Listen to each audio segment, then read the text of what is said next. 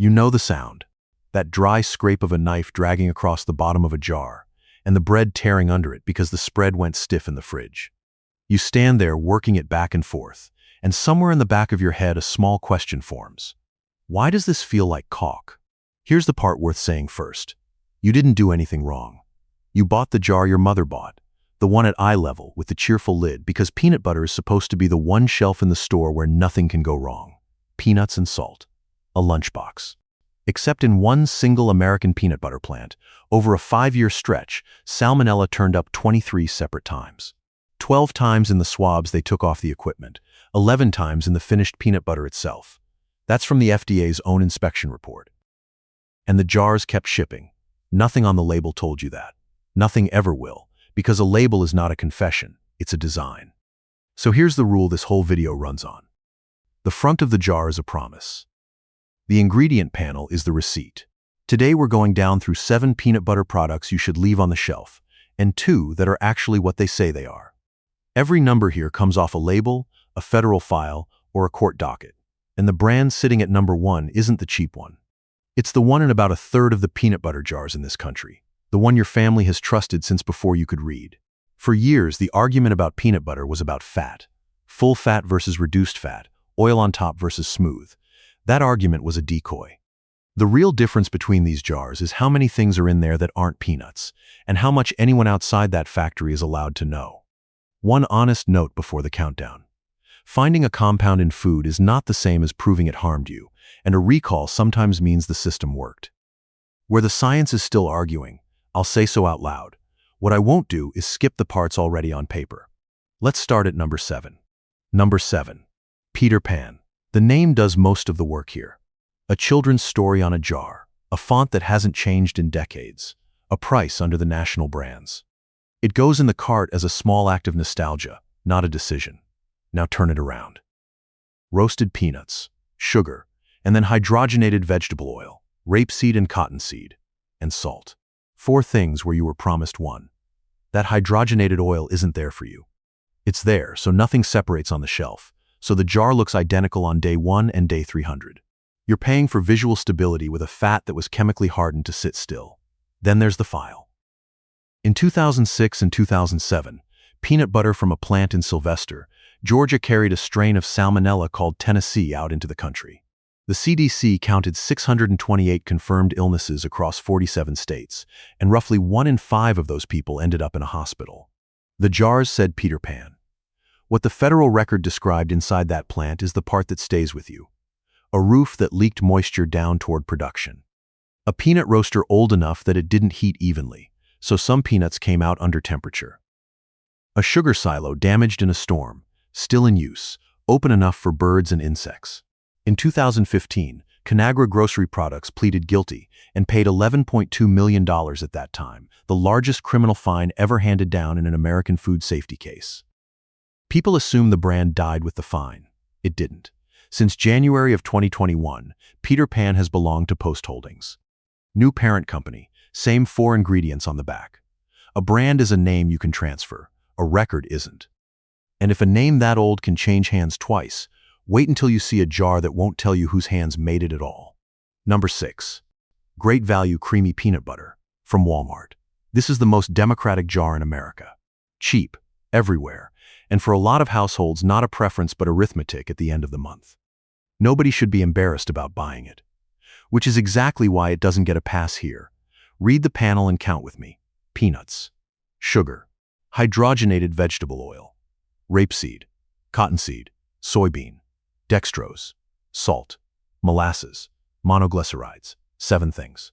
That's 2 different sweeteners plus molasses for color, an oil hardened so nothing moves, and an emulsifier to hold the whole arrangement together.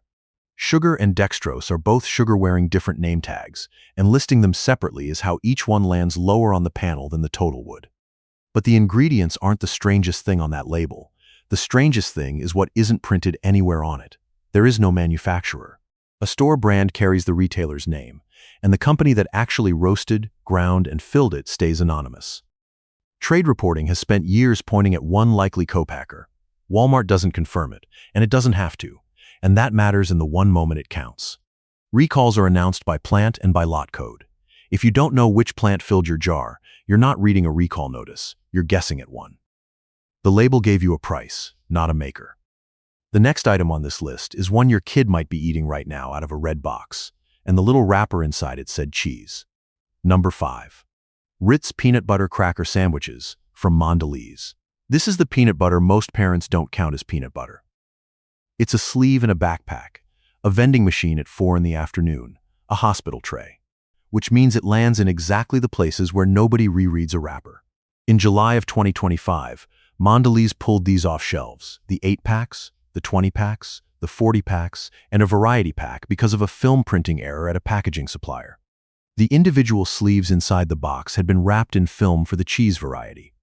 So the outer carton said peanut butter, and the little wrapper in a child's hand said cheese, while the cracker inside was peanut butter. The FDA classified it, and no illnesses were reported. Sit with the mechanism, because the mechanism is the story. For most of us, a mislabeled cracker is an annoyance. For a household managing a peanut allergy, that wrapper is the safety check. Read it, then hand it over. Here the safety check printed the wrong word, thousands of times, and left the plant anyway. It also wasn't the first time.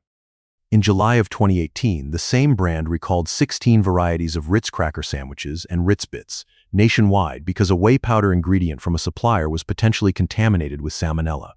Different failure, same shape.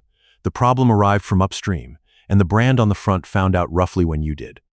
Number 4 is a name you have almost certainly never chosen. Flavor Fresh, House Recipe, Katie's Kitchen, all made by Ventura Foods. Listen closely to this one, because it's the item that breaks the frame of a video like this. You can research brands all you want at the store. You cannot research the peanut butter your child is handed in a cafeteria line.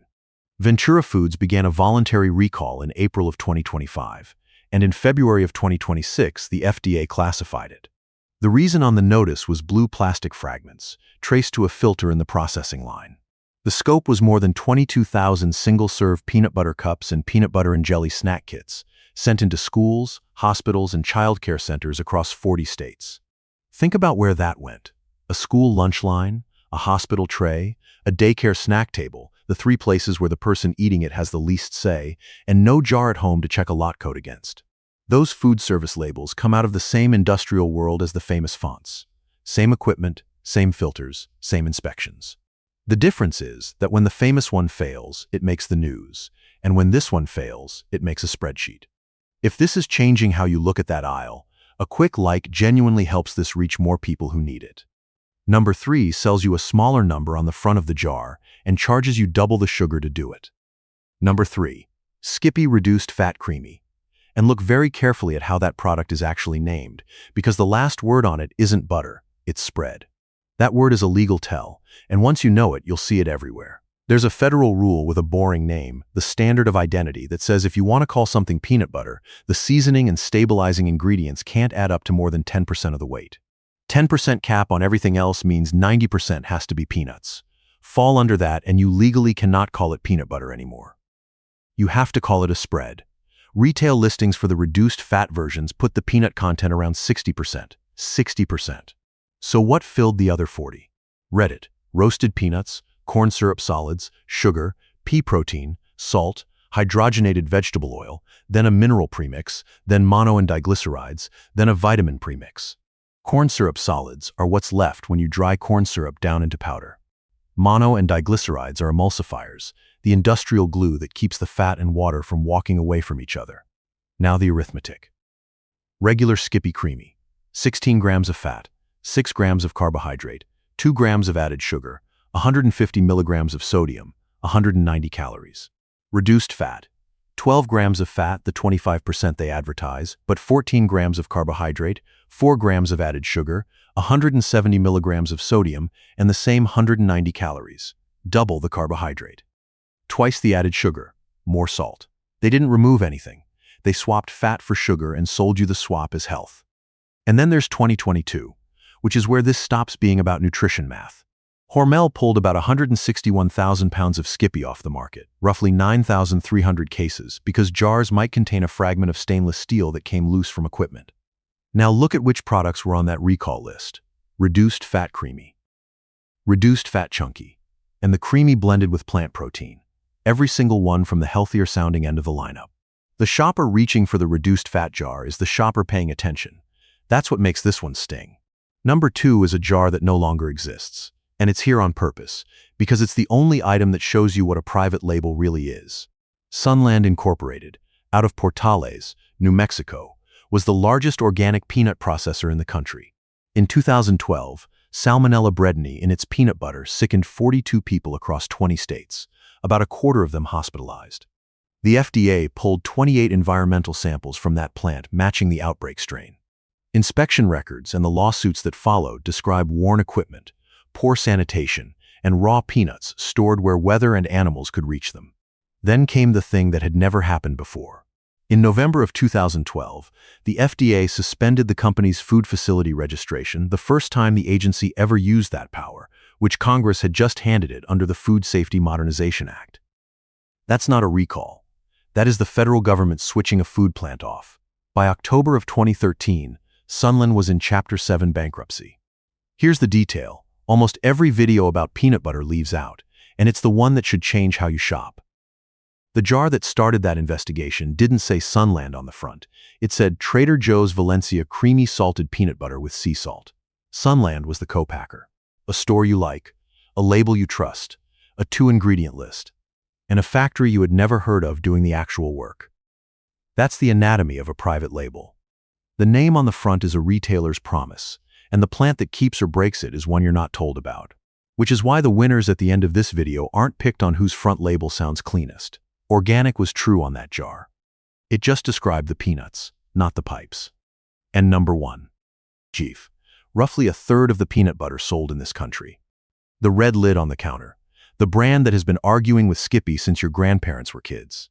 If you've never once thought about your peanut butter, statistically this is the jar you're not thinking about. Start with the panel, because even here the front and back disagree. Roasted peanuts, sugar, and then 2% or less of molasses, fully hydrogenated vegetable oils, mono and diglycerides, salt. 5 things. Fully hydrogenated means the oil was taken all the way to saturated so it stays solid and stable. That's what makes the texture identical in every jar, in every state, in every season. Molasses is there for color and a hint of sweetness on top of the sugar already listed above it. Now the file. And this is the part that earns the number 1 spot. In May of 2022, J.M. Smucker recalled Jif products made at its plant in Lexington, Kentucky after an outbreak of Salmonella Senftenberg. The CDC confirmed 21 illnesses across 17 states, 4 hospitalizations. Then the FDA inspected, and the inspection report is what turns this from an accident into a pattern. 12 times, Salmonella was found in routine environmental swabbing of that facility. 11 more times, it was found in finished peanut butter. 23 positives, spread across 2017 through 2022. And when investigators ran whole genome sequencing, the outbreak strain matched an environmental sample taken at that same plant back in 2010. A 12-year thread, sitting in a building. There's more. Food safety reporting on the case documented that the company had positive test results and did not report them the way the law required. Read that again. The problem wasn't only that Salmonella showed up, it's that the paperwork trail existed and the notification didn't. And because Jif isn't just a jar, it's an ingredient, the recall didn't stay in the peanut butter aisle. It walked out into ice cream, fudge, chocolate cups, bakery items, packaged snack trays. Households that never bought a jar of it that year ate it anyway, out of a cookie. The whole event cost Smucker somewhere around $125 million. The front of that jar is a promise about your childhood. The receipt runs from 2010 to 2022. Now pause the countdown, because if you're wondering how 7 different companies keep producing the same shape of failure, the answer isn't 7 bad companies. Go back about a decade and look at a step you've never once thought about: shelling. Before a peanut becomes butter, it has to be shelled, and in the United States that step is almost entirely controlled by 2 companies, Golden Peanut, a subsidiary of Archer Daniels Midland, and Birdsong Corporation. Together they handle an estimated 80 to 90% of American peanut shelling. Olam takes most of what's left. In 2019, farmers sued all 3 in federal court in Virginia. The allegation was a price-fixing conspiracy to suppress what growers got paid for runner peanuts, and part of it was that the shellers underreported prices to the USDA, which had the effect of painting a picture of oversupply that wasn't there. The math is the accusation. If the reported price and the real price don't match, somebody chose which number the government got to see. All three settled without admitting wrongdoing. Olam for $7.75 million, Birdsong for $50 million, Golden Peanut for $45 million.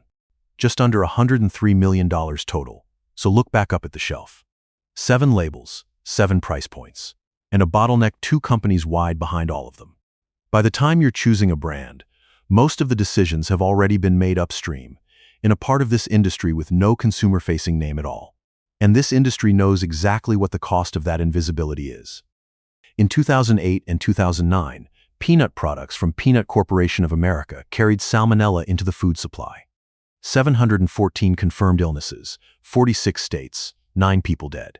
Its chief executive, Stuart Parnell, was convicted on 67 counts and sentenced in 2015 to 28 years in federal prison, the harshest sentence ever given to an American food executive. The evidence that did it was an email.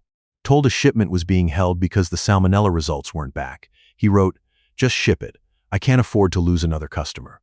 Nobody in this industry can say they didn't know what's at stake. They have a sentencing transcript. Which brings me to the test you've seen 100 times online, the one I need you to stop using. Flip the jar over, leave it, and check whether the oil separates. Separates means real, stays smooth means fake. Here's why it's useless. All it detects is whether there's a stabilizer in the jar, and the stabilizer is already printed on the label in plain English. You don't need 2 days and a countertop to learn something you can read in 3 seconds.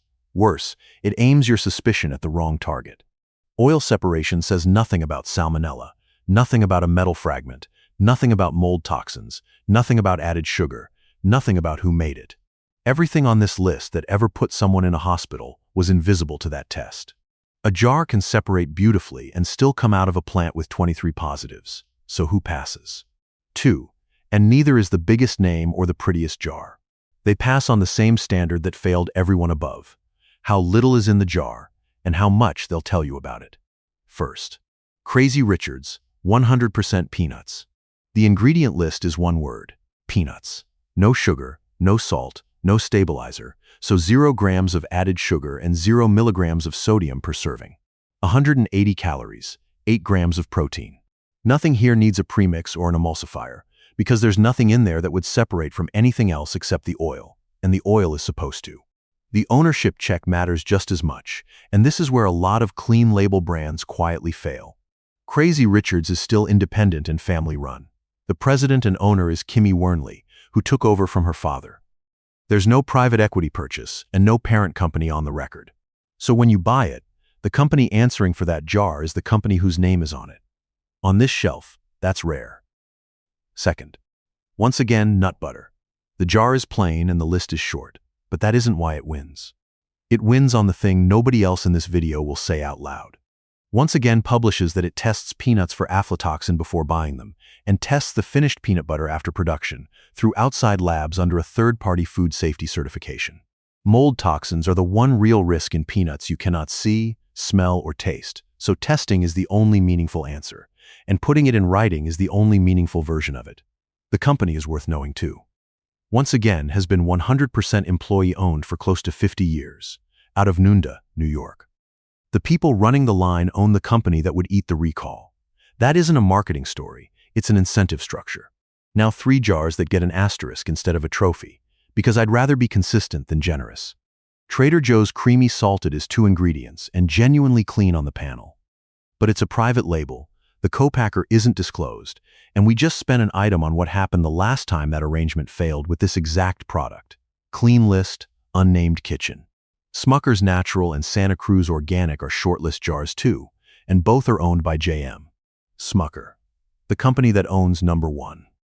That doesn't make them contaminated. It means the cleanest label in the aisle can come out of the same corporation as the longest inspection file in it, and you deserve to know that before you feel clever for switching. 3 things you can do tonight, in your own kitchen, no equipment. 1. Count the panel. Turn every peanut butter jar in the house around and count the ingredients. 1 or 2 is peanut butter. 4 or more, and you're buying a formulation. Then look at the product name itself and hunt for the word spread. If it's there, you're under 90% peanuts by federal definition, and nobody had to tell you the number. 2. Find the added sugars line on the nutrition panel, not the total sugars line. Peanuts bring a gram or 2 of their own, The added sugars number is the one the company chose. 0, 2, and 4 grams sit right next to each other on the same shelf at nearly the same price. 3. Photograph the lot code and Best By date off the jar you own and keep it on your phone. Not glamorous, and not proof of anything by itself. But recalls are announced by lot, and people eat recalled food for one boring reason. The jar is in the pantry, the notice is on the internet, and nobody connects the two. 4 beliefs worth putting down. Reduced fat is healthier. Identical calories, more than twice the carbohydrate, extra sodium, and legally not even peanut butter. It's a spread. Natural and organic means safe. The largest organic peanut processor in America was the first food plant the FDA ever switched off. Those words describe the farming, not the plumbing. Grinding your own at the store is automatically cleaner. This one is genuinely unsettled, and I won't fake certainty. Reports have gone both ways. Some testing has found major brands lower in aflatoxin than fresh ground health store peanut butter. And at least one independent test in 2024 found the opposite. Both came in under the FDA action level of 20 parts per billion. What isn't unsettled? Nobody swabs that grinder for you, nobody publishes results for it, and the hopper gets refilled by whoever is on shift. Fresher is not the same as tested. And the last one. That an American limit and a European limit mean the same thing. On aflatoxin, they aren't close. The FDA works to an action level of 20 parts per billion. Europe caps peanuts meant to be eaten as is at 2 parts per billion for aflatoxin B1, 4 total. Same nut, same planet, a tenfold difference in where the line sits. And the World Health Organization's Cancer Agency classifies aflatoxins as carcinogenic to humans. So here's what you can read now, without me.